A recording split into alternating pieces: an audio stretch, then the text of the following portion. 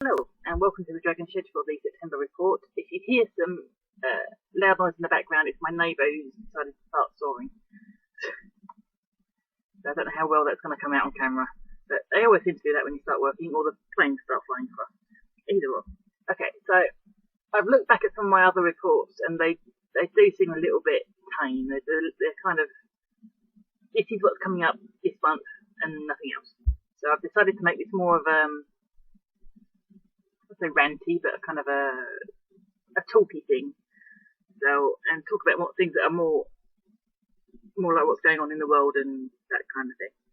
So I'm going to get past all the stuff in the shop at the minute. I've done a bit of tidying, not that it really looks like I've tidied, but I found an old friend, Bernard.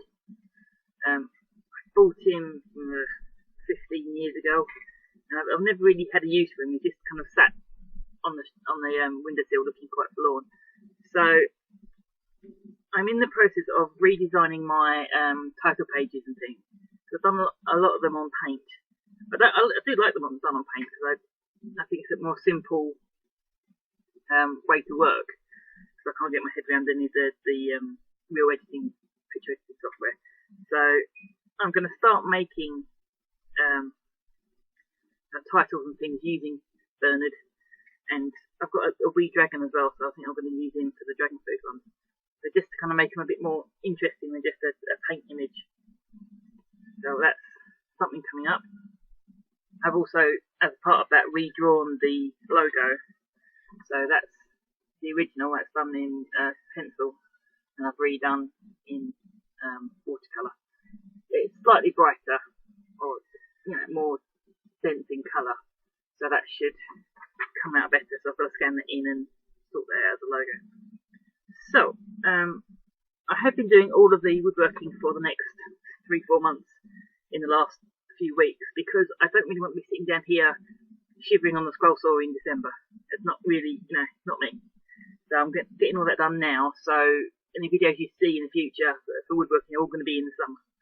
So just no one complain about, oh, you didn't do it this week, because I'm not doing it this week, I'm doing it in advance. Other things I'm going to do as and when, but those, because they're larger projects, I want to get them done as soon as I can edit them and have them ready to go. So, yesterday I posted Veneer Mountain, parts 1 and 2, in the world's longest video that shows not very much. And when I watched it back, the sound seemed to have gone, completely squiffy. It sounds fine in the original edit, but somewhere between there and YouTube, the sound's gone a bit strange. So I'm not quite sure what that is. If anyone knows about editing with Shortcut, then by all means, any advice is welcome. So coming up in September, we have my first, or my next real veneer project. I haven't called it Veneer Mountain this time around. I've called it something else, but Veneer Mountain will return later on. We have a chocolate cake, which will be fun, always fun. We have an apron made, a 3-minute skill. This one I made for Bernard, and my other apron I've made for the 3-minute skill is the same fabric. So, and then we'll be returning to Veneer Mountain at the end of the month. That's going to be a running theme, I think, for the next couple of scroll saw projects. So, yeah. So, in terms of talking about stuff, I love to gossip. I'm that kind of person, but I don't think that's what I need to do here. My cousin is called What Fanar and has his own channel. He's a member of Nerd Cubed, and he's pretty good at all this kind of stuff, and he started to serialise a story that he's written as well. I'm tempted to do something like that, but I don't want it to seem like I'm copying. So I'm just going to make it more of a rant the conversation type thing. So I'm kind of reaching out as kind of shed talk, like Peter Brown does kind of shop talk, but different. So anyone has any ideas for what they want me to say, what we talk about, then by all means. just kind of a quick update. Some time ago, I did a resin pour, and it was a complete fail, really sticky and awful. And I found the success. I found the technique for making it work. So that should be coming up in a future video. So anyone looking for the key to the perfect resin, that's coming up. So, lots of things I wanted to rant about, but I'm not sure I should.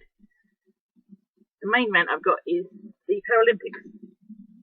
You had the big push for the Olympics, all the stars are out and all that kind of thing.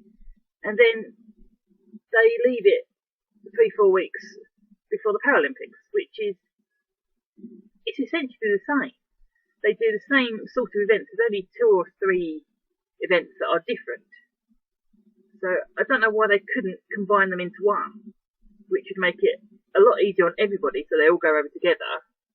And in terms of money and tickets and that kind of thing, you're more likely to get tickets sold to events if they're all in a block. And particularly if they're in the summer, when most countries have their school out, so people can come over with their kids and get the kids to watch these people that have trained and learned through adversity how to, be as active and as productive as a normal, in quotes, person. Normal is not the word. Average? Yeah, average person. What gets me is the Paralympics have so many events. They have so many swimming events. There are kind of, for each single length of the pool, there are 6-7 different types of disability, from someone who's got kind of minor physical ailments to someone who's an amputee or a dwarf. So I don't know why they can't put them all together. Surely that would be easier on everybody in terms of travel. You'd all travel in one group like we do for the normal or regular average person's Olympics. And it wouldn't really stretch the logistics of equipment and that kind of thing, because they're all taking equipment with them anyway. So why do they have to separate it? I don't know. And it seems like they are separating it because the Paralympic people aren't as good as the regular Olympic people, when that's complete and utter BS. They are just as good and they are just as skilled, and they're just as sporty, just as great, albeit the most famous Blade Runner is in prison, but that happens everywhere. You've got those American swimmers that got in trouble for lying about whatever it was they were lying about, and that became more news than the actual event itself, which is again something that this day and age we go for the bad news. Slow news day, it's always going to be little Jimmy fell down the well. It's going to be something stupid and local for a slow news day. But if they've got an option of stuff, they'll go for, oh look, terrorist attack, oh look, someone was murdered, someone was shot. This day and age, people, even in kind of the online coverage, something good happens, you get maybe an inch and a half. Something bad happens and you get pages and pages. And it's just ridiculous. We are led by the media. We are given to believe that the media is telling us the truth, that they are feeding us a steady supply of hate and fear, which is not a good way to be. It's not a great mindset to have. It's not healthy. And that's kind of leading to, well, idiots like Trump, really. This world has become so openly, it's become closed. People don't want to experience things that are outside their world, but they'll happily watch it on YouTube. They'll happily watch, that kind of stuff on YouTube, but they won't actually go out and do it. They'll Pokemon Go. Let me go find some Pokemon in the back end of the ghetto. Oh yes, and get shot and get my phone stolen and get, this kind of stuff. It's just ridiculous.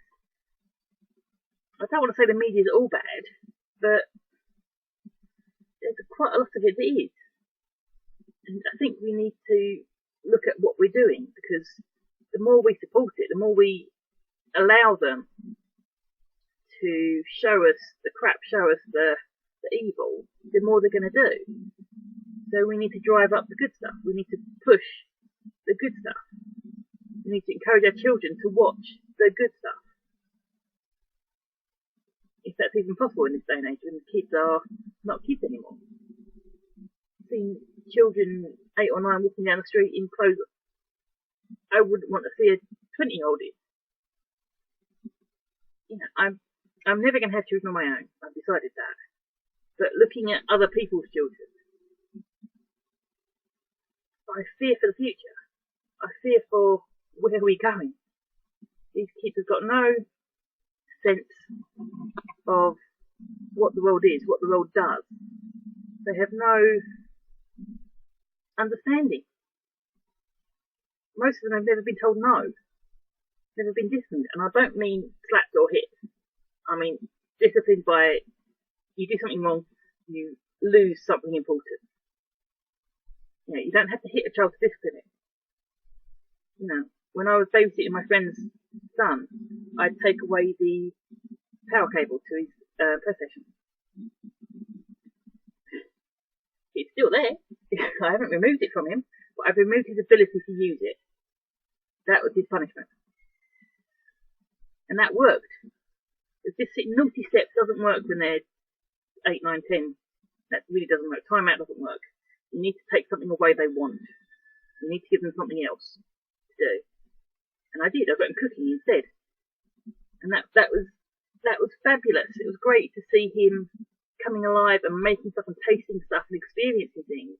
Because his mother never gave him vegetables. You know, and she assumed that when he was a child he didn't like them, he wouldn't eat them now. No, kids change, kids develop. So keep giving him experiences. And he was making salads and things. And she's looking at him like he's an alien. He's been body snatched. Because he spent the day with me. But, you know, I don't know, kids just don't get. The thing is, I'm intending to become a teacher in the next 2 or 3 years, which is going to be an interesting prospect. Because the kids I'm going to be teaching are those that I'm seeing walking around now. And I don't think I'm going to enjoy it. I think it's going to be quite hard. But I understood it was going to be hard when I started this road. But buttons of punishment, I think. And I understand why there are so many teachers that go into it young. They come straight out of school, straight out of college, and go into teaching with all the great ideas in their head. You know, I'm going to change a child's life. I'm going to make them perfect. And then they turn into a little B word. It doesn't work. And you come home and you can't help but just look at the wall and say, what the hell am I doing? You know, if you get to work in one of those private schools or whatever where the kids are fabulous, that's great. But in a regular comprehensive, no. You're going to get maybe 1 or 2, maybe in each year, possibly in each class, who have got a spark, and the rest, they're going to be led by example, and the example they're getting is the crap on telly, and the crap in the news, and it's hatred and evil and unpleasant. So I have plans in mind to teach in a way that improves. It's all well and good teaching them how to write, how to spell, but you need to be able to teach them how to be in a good and honest way, which this world doesn't do anymore. So that's going to be my plan. Whether or not it happens, whether I burn out after 8 years, I don't know. But I am more than willing to try. So I think that's probably enough for this month. So I'll be with you on Wednesday with a French marquetry job project, and then thereafter with chocolate cake. So look forward to the cake. Cake is always good. I'll see you next week.